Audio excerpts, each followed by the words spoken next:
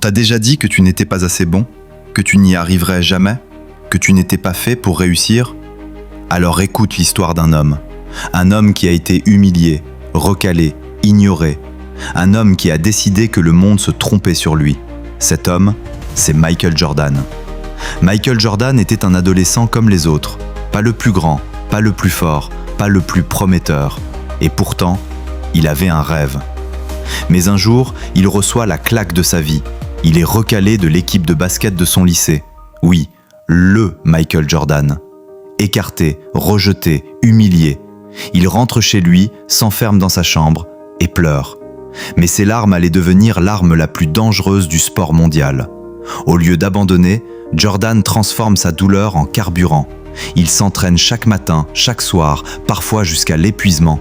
Il rate, il recommence, il échoue, il recommence encore. Il ne cherche pas à prouver quelque chose aux autres, il cherche à se prouver quelque chose à lui-même. Je peux accepter l'échec, tout le monde échoue, mais je n'accepterai jamais d'abandonner. Michael Jordan. En quelques années, Jordan passe de garçon recalé à phénomène national. Au collège, puis à l'université, il devient inévitable. En 1984, il est drafté par les Chicago Bulls, un club en ruine, une équipe qui perd constamment, une franchise que personne ne prend au sérieux. Mais Jordan n'est pas venu pour participer, il est venu pour dominer. Il avait quelque chose que les autres n'avaient pas, une mentalité de tueur. Chaque match était une guerre, chaque entraînement était un combat, chaque possession était une opportunité de prouver qu'il était le meilleur. Il voulait gagner, pas demain, pas plus tard, maintenant. Ses adversaires le craignaient, ses coéquipiers l'admiraient et parfois le redoutaient. Parce qu'avec Jordan, l'excellence n'était pas une option, c'était une obligation. Dans les années 90, Jordan devient l'athlète le plus dominant de la planète. 6 titres NBA, 6 MVP des finales, 5 MVP de la saison et une influence qui dépasse le sport. Il ne jouait plus seulement pour gagner, il jouait pour marquer l'histoire, pour être le meilleur, pour devenir une légende.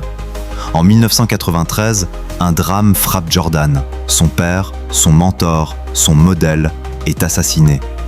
Le monde s'arrête, Jordan aussi. Il quitte le basketball. Certains pensent que tout est fini, que la légende s'arrête là. Mais non, c'était juste un nouveau chapitre. En 1995, Jordan revient, 2 mots seulement, I'm back. Le monde tremble, les joueurs savent, le roi est de retour. Et à son retour, il reconstruit sa dynastie. Il remporte 3 nouveaux titres consécutifs. La légende est scellée. Michael Jordan n'a pas joué au basket. Il a redéfini ce que signifie être grand. Si tu n'es pas assez grand, pas assez fort, pas assez bon, pas assez soutenu, souviens-toi de Michael Jordan. On l'a rejeté, on l'a sous-estimé, on a douté de lui. Et il est devenu le plus grand de tous les temps. Alors continue, travaille, échoue, relève-toi, prouve-le. Parce que la légende que tu cherches à écrire commence maintenant.